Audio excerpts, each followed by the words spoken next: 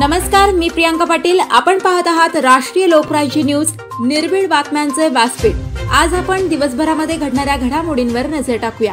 भारत कवितके यांची संघर्षमय पण यशस्वी आयुष्याची 65 वर्ष. वाढदिवसाच्या हार्दिक शुभेच्छा. भारत कवितके या माझ्या मित्राने डोळ्यात पाणी व ओठावर हसू अशा अवस्थेत मंगळवार दिनांक 8 ऑक्टोबर 2024 रोजी आपल्या संघर्षमय जीवनाची 65 वर्ष पूर्ण केली.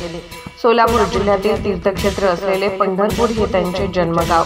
1978 साली 12वी आर्ट्स उत्तीर्ण झाल्यानंतर सोलापूर व पंढरपूर शहरात नोकरी शोधण्यासाठी प्रयत्न केला, पण नोकरी मिळाली नाही. खूप मुलाखती दिल्या, पण काही उपयोग झाला नाही.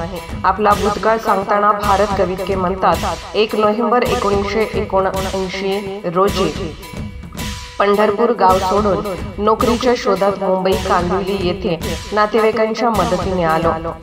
वेळ साधारण रात्री 8ची. पंढरपूर एसटी स्थानकावर पंढरपूर मुंबई एसटी उभी होती. नोकरीसाठी निघालो होतो. काहीसा गोंधळलेल्या अवस्थेत एसटी मध्ये बसून वर ठेवलेल्या पत्र्याच्या पेटीकडे वारंवार पाहत होतो. त्यात शाळा सोडल्याचा दाखला, जातीचा दाखला, जन्मतारखेचा दाखला एका वर्तमानपत्राच्या घडीमध्ये 2 दिवसांपासून ठेवलेला होता.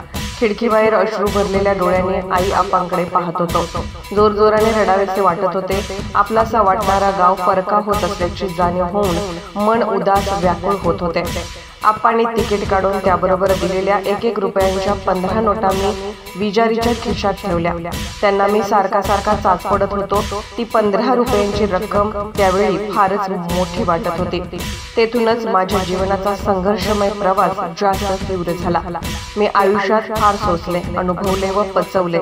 मुंबईमध्ये आल्यावर अनेक पावसात प्लास्टिक कागद डोक्यावर घेऊन रात्रभर बस स्टॉपवर उभे राहून काढल्या.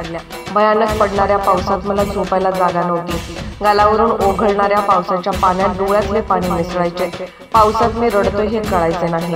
गाव आठवून पोट भरून मनसोक्त मी रडायचो. कधी कधी कांदिवली रेल्वे स्टेशनच्या 4 नंबर प्लॅटफॉर्मवर भिकाऱ्यांच्या रांगेत झोपून रात्री घालवल्या. पुढे रेल्वे होमगार्डच्या नाईट ड्युटीवर मी निरीक्षक अधिकारी म्हणून कर्तव्य करताना माझ्या होमगार्डला सांगायचो, अरे बाबांनो, पावसाचे दिवस आहेत, भिकारी झोपले असतील तर त्यांना हुसकावून लावू नका. कदाचित त्यामध्ये एखादा भारत कवितके असू शकेल. संघर्षमय जीवन जगताना अनेकदा मुंबई सोडून गावी जावे असे वाटायचे, पण शेवटी येईल त्या परिस्थितीशी झुंजत लढत राहिलो. गावी लहानपणी 10 पैसेप्रमाणे एक शेणाची पाटी विकण्यासाठी बैलांच्या बाजारात उन्हात अनवाणी फिरताना मीच मला आठवतो. छिद्रे असलेल्या बनियनला सांभाळून वापरणारा मीच मला आठवतो. लहानपणी उपाशीपोटी अंगणात आकाशातील चांदण्या मोजता कंटाळून भूक विसरून झोपी जायचो. स्वप्नात पोट भरून हसायचो.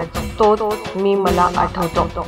पंढरपूरमध्ये आषाढी कार्तिक यात्रेवेळी गोपाळपूर ते पंढरपूर पर्यंतच्या दर्शन रांगेत लेमन गोळ्या विकणारा मीच मला आठवतो.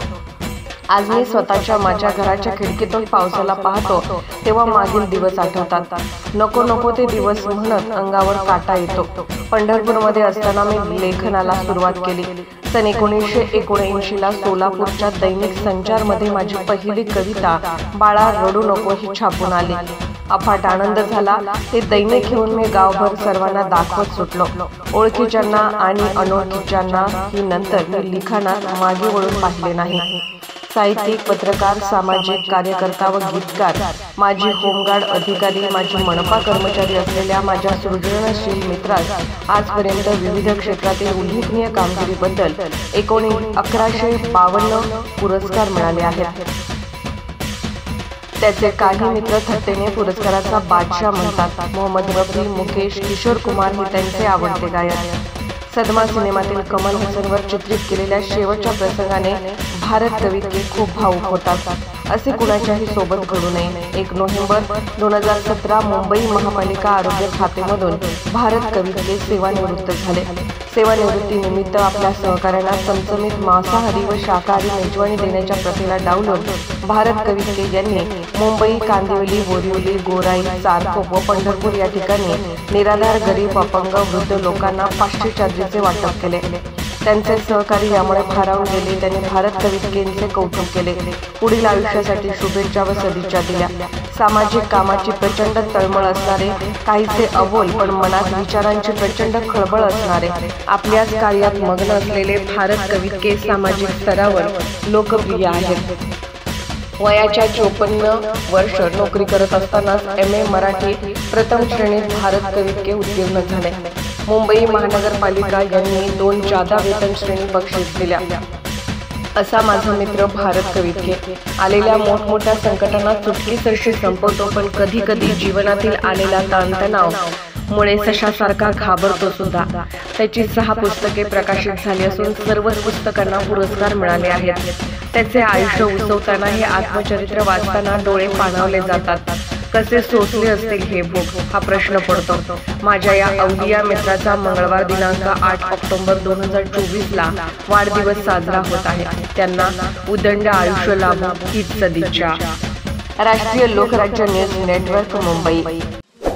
ताज्या बातम्यांसाठी आणि अपडेट्ससाठी राष्ट्रीय लोकराज्य न्यूज चॅनलला सबस्क्राईब करा, तसेच लाईक आणि शेअर करा.